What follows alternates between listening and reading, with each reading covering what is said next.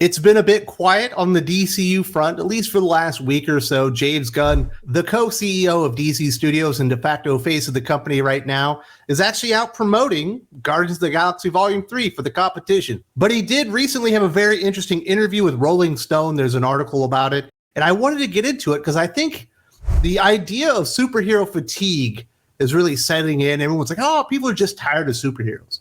And I don't really think that's the case. I think there are aspects of superhero movies that people are tired of, but I don't believe it's the actual concept of superheroes or the characters themselves. I think they've gone off the rails in many other ways, and it sounds like James Gunn is going to agree with me. I'm going to talk about that. I'm also going to talk about a relatively new character in the DCEU that apparently is going to continue into the DCU itself. I think that's been something that's been very controversial. Getting rid of Henry Cavill, getting rid of Ben Affleck as a Batman, but keeping some of the other actors that played characters that maybe aren't as well known and quite frankly not nearly as well loved. I think this one will also be controversial, but let's talk about this superhero fatigue first. This is what James Gunn said to Rolling Stone. I think there is such a thing as superhero fatigue. I think it doesn't have anything to do with superheroes. It has to do with the kind of stories that get to be told, and if you lose your eye on the ball, which is character. We love Superman, we love Batman, we love Iron Man, because they're incredible characters that we have in our hearts. I think he's 100% right on the money with that statement. It's not really the characters themselves that aren't working. It's the types of stories that they've decided to tell.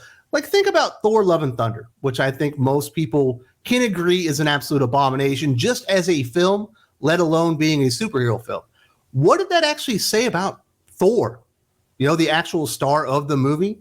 Didn't really say anything about him whatsoever. It was basically him doing the same old song and dance, but in a much less compelling manner. And the only character that really gets fleshed out in there is Jane Foster. And well, her part of the movie was okay. And it might have been the highlight of the entire thing, but people were there for a Thor story. And basically you got to see the character be belittled because Taika Waititi doesn't take superheroes seriously. He doesn't understand what Thor represents. And I think we're getting that a lot across the board where we're losing the focus on the characters themselves, where you're like, well, he's just really a set piece in the action itself. He's just there to do his superpowers, and they're losing focus on what makes the characters themselves relatable. Why do you want to see Superman win the day? It's because he represents truth, justice, and the American way. He fights for something that you and I and most people can believe in. And you want to see him on that hero's journey, and they've lost touch with that. Even if you just look at like action movies themselves, sure, there's a lot of spectacle, there's a lot of action, there's stuff blowing up, and there are certainly heroics, but there's always something that grounds the character, that grounds the story, that makes the people relatable, that makes you want to root for the champion.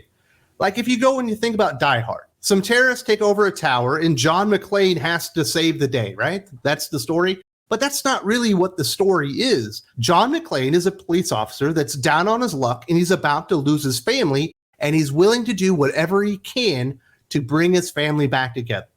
That is the crux of the story. That is the heart of Die Hard, and that's why you're rooting for John McClane the entire way through, because we've all had a bad day. We've all gone through down moments in our life, and we feel like things are breaking apart, and we would do anything in our power to actually go out there and save the day and put things back together so we can be happy and enjoy our lives again. So that makes a John McClane in Die Hard a very sympathetic figure, and you can root for him all the way through because it focused on the character. He's very well fleshed out, and yes, he does some things that are superhuman, but at the heart of the story is something basically 90% of the world can relate to. And you don't see that in superhero movies anymore, and James Gunn is 100% correct. They have lost focus on the character because I think the budgets have gotten so big that it has become spectacle, which he also talked about. James Gunn said, I get fatigued by most spectacle films, by the grind of not having an emotionally grounded story. It doesn't have anything to do with whether they're superhero movies or not. If you don't have a story at the base of it, just watching those things bash each other, no matter how clever those bashing moments are, no matter how clever the designs and the VFX are, it just gets fatiguing. And I think that's very, very real. I couldn't agree with him more. It was so refreshing just watching that Top Gun Maverick film to see real people in what seemed like real situations, less CGI, more focus on characters and stories. And that could be one of the real benefits of what's happening with Disney and the MCU, where the budgets are going to come down because they do need to save money, and they will have to focus more on the stories and the characters themselves and execute and fleshing those things out rather than covering it all up with a bunch of CGI garbage nonsense. Disney has lost touch with what makes the heroes great, what makes them amazing, and quite frankly, I don't think Warner Brothers ever really got it, especially with DC films and the DCEU. Yes, there are moments in films here and there that certainly resonate with you. That wonderful scene in Wonder Woman where Diana is like leading the charge is very emotional. She saw an injustice and was going to do the right thing. You can relate to that moment. It gives you goosebumps. When you watch Shazam, that's very much grounded in family and a boy losing his family and trying to accept his new family and his place there and whether or not he wants to live with that or not. And that's one of the reasons I personally think Shazam is the best movie that the DCEU ever really made, because it was grounded in something that was actually wholesome. It was something that you wanted to root for. And we never really got that in the DCEU for the most part, because they wanted to be so grounded in reality and so dark and so bleak and so disgusting that you really couldn't highlight what makes a character like a Superman great. And it's nice to see that James Gunn can see that. And it's certainly nice to know that he is the man that's going to be in charge of the DCU along with Peter Safran moving forward. Now, I wouldn't say that what I've seen from James Gunn, just as a filmmaker, when you talk about superhero movies, I think he's made a good superhero movie. It's Guardians of the Galaxy. I don't think the sequel was all that great. And you want to know why? Because he got a much bigger budget and he relied on that. You still got the gags, you still got the really cool soundtrack, but you didn't really get the heart of the movie, which is why I think that failed. I do think The Suicide Squad is a better film than Guardians of the Galaxy Volume 2, but even there's just not a whole lot of characters in that enormous ensemble cast where you want to see that hero's journey and you kind of relate to him. And once again, we got a very good soundtrack, and once again, we got some very good gags. So we'll see if James Gunn can actually execute this and listen to his own critiques as a filmmaker. But he is 100% right. It's not the characters.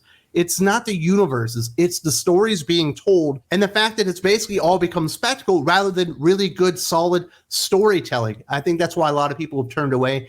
Now, I did mention we are going to see some returning characters, and we have one that I'm going to talk about right here that are going to be coming from the DCU into the DCU itself. It's not going to be Henry Cavill. It's not going to be Ben Affleck. It's actually going to be Blue Beetle, it sounds like. The first Latin DC superhero feature was developed under the Walter Hamada era of the studio. Word is the character will be incorporated in the universe being developed by new DC bosses Peter Safran and James Gunn. This is according to the direct.com. In DC Canada, Blue Beetle is amigos with Booster Gold, another DC character who Gunn and Safran are developing a TV series around. The direct also mentions it's been assumed by many that Blue Beetle would basically be the first film in James Gunn's new DCU. The filmmaker basically said it himself when he noted how the movie would easily fit in due to being so disconnected from the wider DCEU itself. I've never assumed that Blue Beetle would be the kicking off point of the DCU under James Gunn. I assume it's Superman Legacy, and if it's not that, it's going to be this Flash movie, which basically opens up the opportunity to have this new direction for the DCU moving forward. I assume that Blue Beetle was just some nonsense that will come out because they've already produced it and they think it's good enough to actually be put into theaters. Obviously, it must be better than, what was it, Batgirl or whatever. But I don't think this is the kickoff of the DCU, but it sounds like we will likely see Blue Beetle, Jamie Reyes in the DCU under James Gunn. We'll see how the movie plays out. I think it's an interesting choice with so many people upset about what happened to Henry Cavill and obviously with Ben Affleck and potentially Gal Gadot. It sounds like we will be getting Jason Momoa back, but potentially in a new role. I don't believe we'll be getting Ezra Miller, but you never know. Different strokes for different folks. He doesn't play by the same rules. But for that character to be one of the primary heroes to come into the DCU, just another reason really to piss people off, especially the Snyderversers, who definitely feel like Zack Snyder is not getting his just due in all this. Me personally, I think the Snyderverse is absolutely atrocious. I think it's terrible. His take on Superman is one of the worst takes I've ever seen on Superman himself. That was Hyperion from Marvel. That wasn't actually Superman. So I'm glad there's a new direction, but I can also see why people would be pissed off. And I think it's actually kind of a big mistake. You know, if you need Blue Beetle, the guy from Cobra Kai is fine, but he's not a big star or anything like that. And I don't imagine he will be, even after the Blue Beetle movie, even if it is successful, which I don't think it will be. because nobody knows who Blue Beetle is. We just saw what happened to the Shazam sequel. At least people even know who Shazam was. I think people are taking a wait-and-see approach with the DCU, and I think Superman Legacy will be very, very successful. And I also think the Flash movie will be very successful, but I think Aquaman is going to come in way under what they think. I don't have high hopes for Blue Beetle, but I could be wrong. Maybe this is the character that really jumpstart James Gunn's tenure as the face of the company in the DCU moving forward. One person that will not be there is Ben Affleck. Despite James Gunn almost promising that Ben Affleck was on board for the DCU and was likely going to be directing a film for James Gunn, as he's obviously the man in charge of all of that, turns out Ben Affleck had something else to say. I talked about it right here. Ben Affleck ain't coming back for the DCU. Sounds like The Flash is the last time we're going to see him ever don the cape and cowl. Disappointing stuff. If you haven't seen this, check this video out right now. There's also a link in the video description.